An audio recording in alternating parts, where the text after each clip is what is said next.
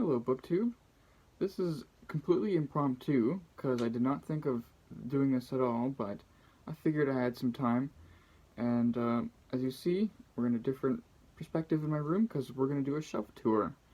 We're going to see how this goes. I'm not sure how consistent I'll be with this, but we're going to do the black bookcase that you see in my backgrounds.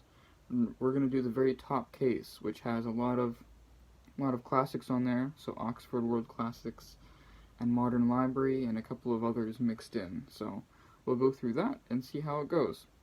So first we're going to do the books that are sitting on the shelf right in front of the actual shelf. So because I have so many books that I need to stack them all in front, and so we're going to go through those.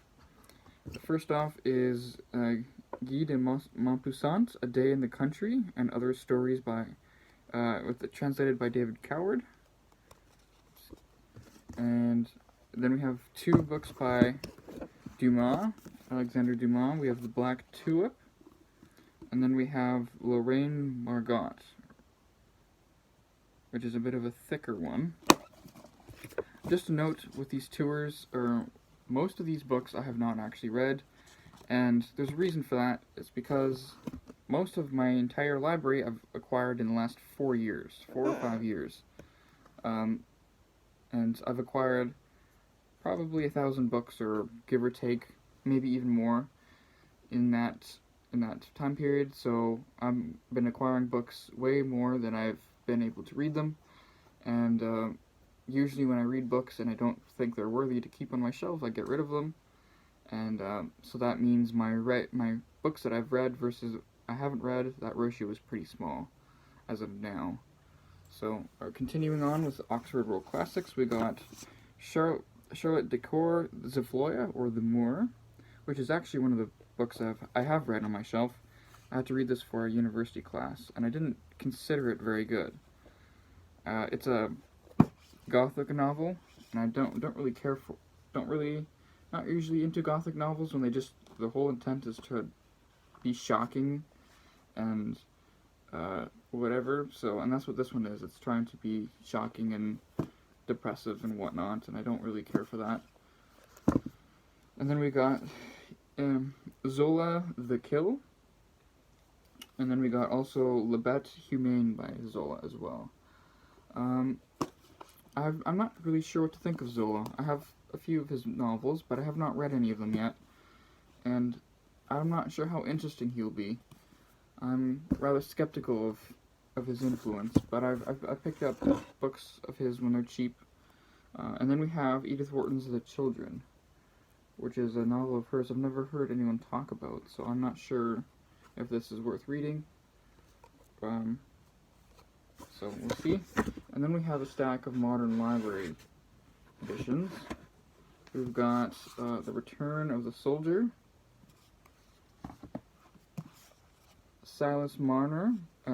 Return of the Soldier is by Rebecca West, by the way, so it's a thin little novella. Rebecca West is the author of, Black Lamb and Grey Falcon, which I have in the Big Penguin Classic volume yet. And then we have Silas Marner. I've not read any George Eliot yet, which I consider a scandal. And then we have The Sorrows of Young Werther by Goethe, which with this really awful cover, but it's a modern translation. With an introduction by Burton Pike, and that's from 2004. And then The Mayor of Casterbridge by Thomas Hardy. And then we have The Bostonians by Henry James. And then we have The Charterhouse of Parma by Stendhal, and it's a new translation by Richard Howard. And the new translation is from, when was this from? 1999. So those are the books that sit on the shelf, right in front of the shelf, I mean. And then now we have some books that are on top of the shelf. So that sit on top of the books, we got Thomas Mann's Death in Venice and Other Short Stories.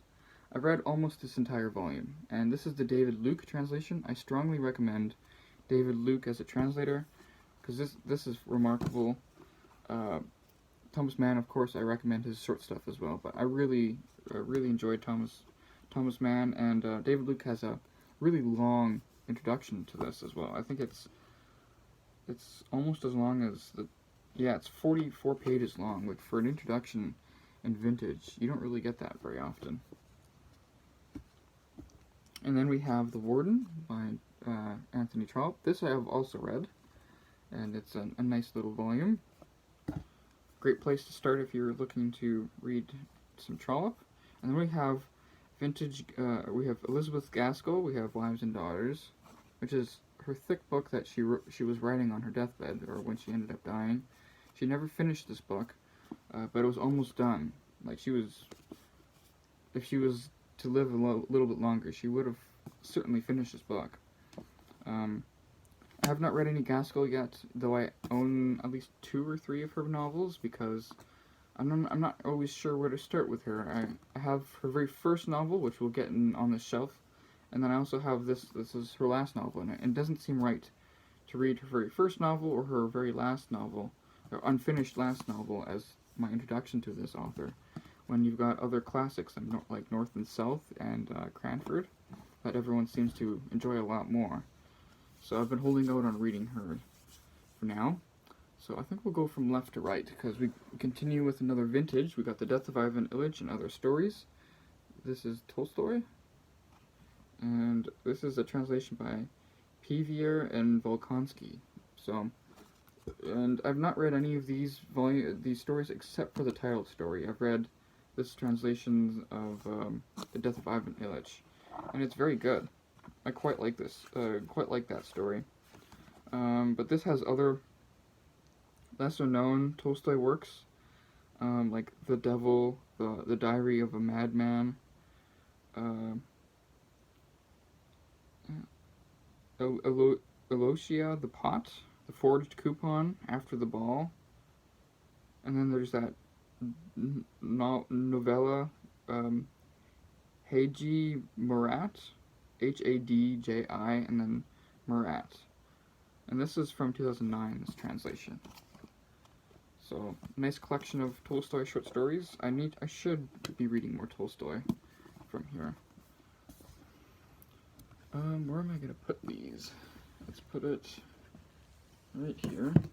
And then we have Don Quixote by Cervantes, and this is translated by Edith Grossman, the best-selling translation of Don Quixote. I've not read this translation, but I have read Don Quixote before. If we continue with this bookshelf tour, we will be getting to the edition that I've read.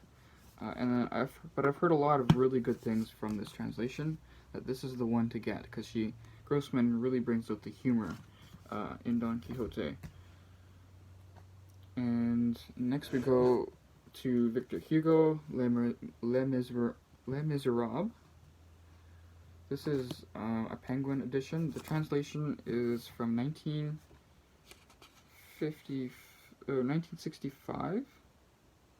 No, I'm wrong. Translation is from 1976. Okay. So it's even newer than what I thought it was. And so 1976, a translation of Les Miserables. And I've not read this book yet. And I'm not sure when I intend to tackle this. I've heard he's like a pre-Proust before Proust came along, because Proust is known for his digressions and his trying to include everything into his work, and Victor Hugo was sort of doing the same thing apparently with this novel, so we'll see. And then we move on to just a vein of Oxford World Classics, all with that modern edition. If you see, modern Oxford World Classics had this edition where you had the full picture, and you got that red block on top, and then you got the banner. Or they've got the edition here with the white stripes on the side, which is the one that I'm most familiar with. But but then now they have this design where it's just got the picture, and then they've got the white stripe with all the information on there. And I quite like these too because they're usually more floppy. Anyways, this is Anthony Trollope's Barchester Towers. I've read this one, and this was a great story, though it's a very unusual story. Like, you wouldn't think, reading the description of this book, that the story would actually be of interest, because it's a church squabble in a parish in Victorian England. But Trollope has a way of making those kinds of stories quite interesting and full of drama and human personality, so it's very good.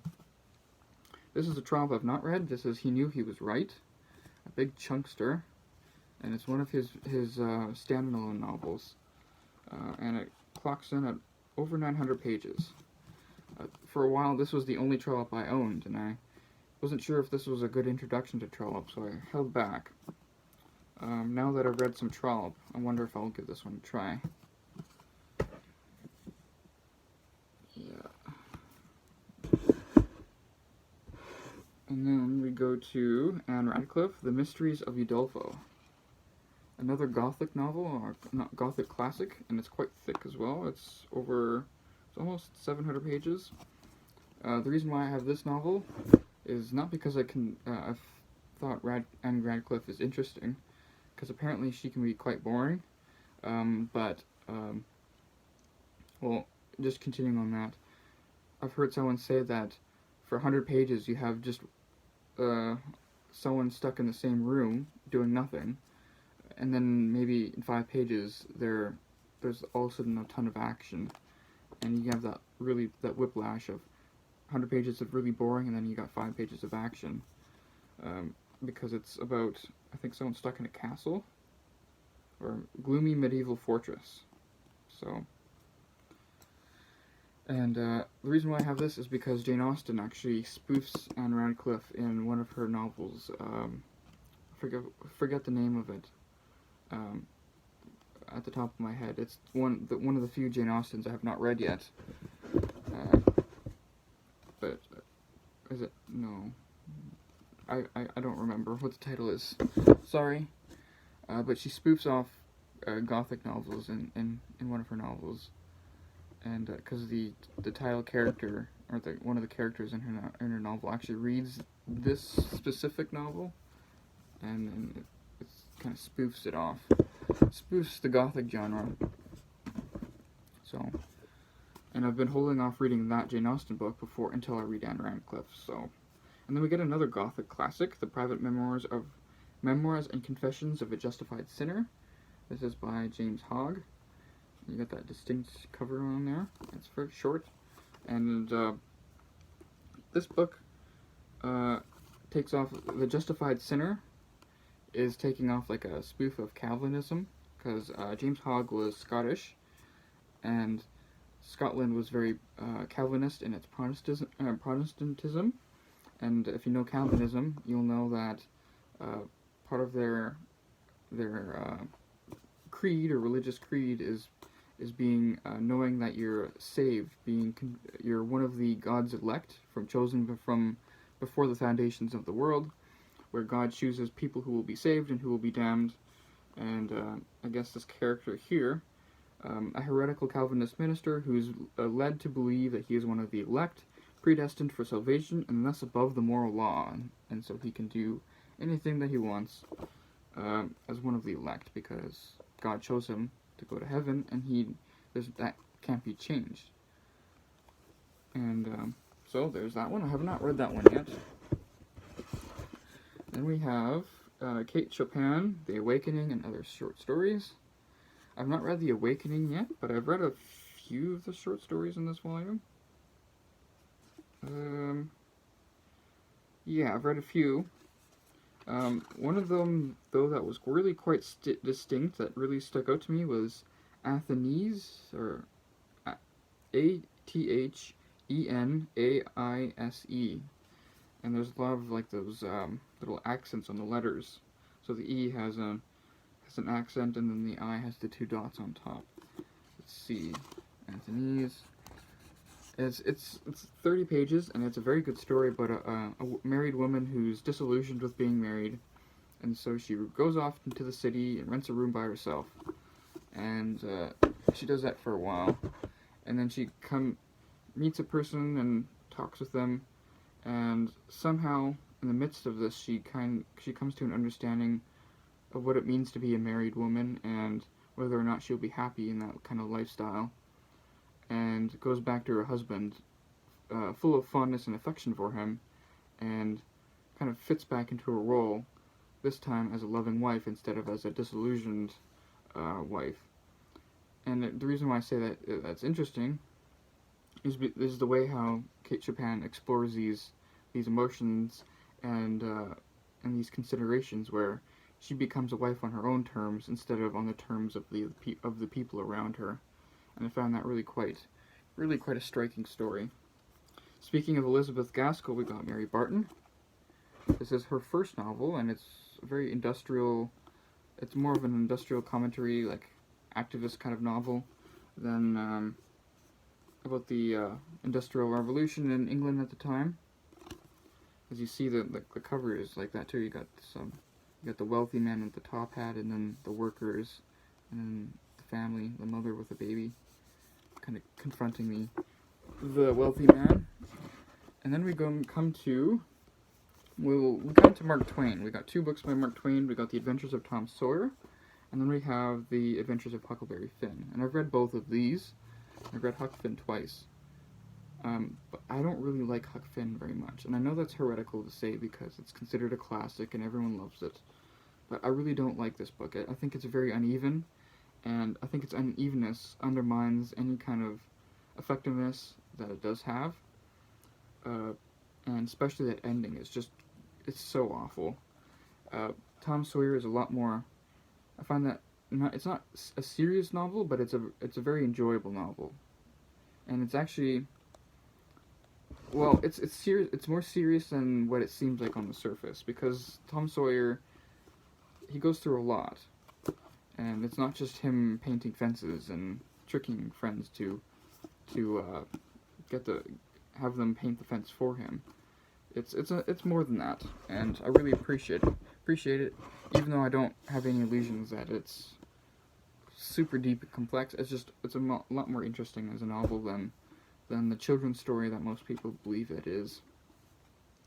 So then we go to Sir Walter Scott. This is Rob Roy. I've never read this novel yet, but I've read some other Walter Scott, or at least one other novel I've read. Ivanhoe by Sir Walter Scott, but not this one. And then we come to Goethe again. We got Faust Part 1 and Faust Part 2. And these are the Oxford World Classics, translated by David Luke. And again, David Luke is a great translator, so I'm looking forward to these. I have not read them, though I've heard good things. And the Faust story is one of my favorite types of mythology, or modern Western mythology, the stories that are really interesting. And then we have Robert Musil, The Confusions of Young Torless, a translation by Mike Mitchell. And I'm not really sure about this novel. The only reason why I bought it is because I have his Robert Musil's big fat, A Man Without Any Qualities, and I thought it would be interesting to get a glimpse of one of his other books that he's written, because I don't think he wrote a whole lot more than this and that other book, because it's a big fat work and it's unfinished. He was working on that novel his whole life. And a description of this book about a young man in a boys only school and being abused and coming of age. It sounds really soiling, honestly. And then we come to Thomas Hardy. We got Jude the Obscure with a price tag on the cover. And this is Thomas Hardy's last novel. That when he published this book, there was such an outrage over his novel that he stopped publishing fiction after that, and resorted to poetry full time. Yeah, published in 1895, and it caused an outrage. And he stopped publishing novels after that. And what's interesting, if you're interested in reading Thomas Hardy, it's interesting to note that Penguin Classics and Oxford World Classics, they have two very different philosophies of publishing Thomas Hardy. Because Thomas Hardy was very much a tinkerer with his novels. So every printing of his novels, he would change and adapt and twist things. Nothing majorly significant, I don't think. But Penguin Classics, their editor line decides to publish the very first edition of the novels that came out. So when he first published this novel after it's been serialized and completely revised, when that first book comes out, then they publish that very first edition. While the Jude the Obscure, or Oxford World Classics, including Jude the Obscure, they publish Thomas Hardy's last edition, because there was an edition this massive edition, a republishing of all Thomas Hardy's novels before he died, and he basically revised all the novels for that publishing and tinkered with them all and published them, and so that was like the last publishing of his novels where the author had a hand in what was published, and Oxford publishes those. So there's a difference of like 20 years, or more, based off of when the novel appeared versus when the novel was last tinkered by the author. And obviously he's felt like there was enough that needed to be changed in order to, because he was never seemed to be satisfied with the editions of when his books are, the editions that his books came out in. So, and then we come to Henrik Ibsen, 4 major plays, and this is translated by James McFarland and Jens Arup. And the 4 major plays here are A Doll's House, Ghosts, Hedda Gabler, and The Master Builder. So, 4 plays by Henrik Ibsen. And then we come to The Magic Mountain by Thomas Mann, translated by John E. Woods. And this I just recently read like 2 months ago. And I enjoyed it, but I didn't quite understand it, which seems to be normal for when it comes to me reading Thomas Mann, at least in his novel form, because the next book is also Thomas Mann, and it's Dr. Faustus, and I read this one a few years ago, and I still didn't understand it, because he's a very intelligent writer, and a very subtle writer, and I don't know if I'm quite on his level to pick up all his references, especially since he's a very German writer, and I wasn't used to, wasn't in depth, or didn't have the knowledge of German culture that it seemed like I needed in order to actually grasp his novels, which is why I recently read The German Genius and then made a video about it, trying to articulate some level of understanding of what I got from that book. So I feel more prepared to tackle Thomas Mann now. And so then we go to the very last book on my shelf. We got the Joseph and His Brothers, and a big modern library edition. It's also translated by John E. Woods, which is also the translator of this novel, Dr. Faustus. And Joseph and His Brothers is actually a combination of 4 novels. So we got a story of Jacob, or the stories of Jacob, young Joseph, Joseph in Egypt, and then Joseph the Provider. And they appeared in a span of 10 years. So 1933 was when the first volume was published, and then the last one was published in 1943. And I believe the first 2 volumes are not terribly long. They're normal novel length. I believe they're,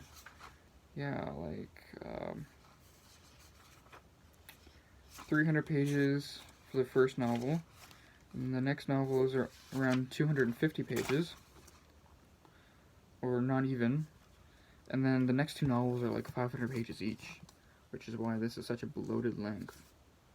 It's over 1,500 pages. It's got to be one of the longest books on my shelf. Even though it doesn't look like that, but it's got smaller print and it's compact. So I'm quite looking forward to this because I'm interested to see what Thomas Mann does with the biblical story of Joseph. So that's my first shelf. Next shelf will be this shelf, and so I'm trying to figure out the camera angles of how to actually properly do this, and I'll see you next time, BookTube.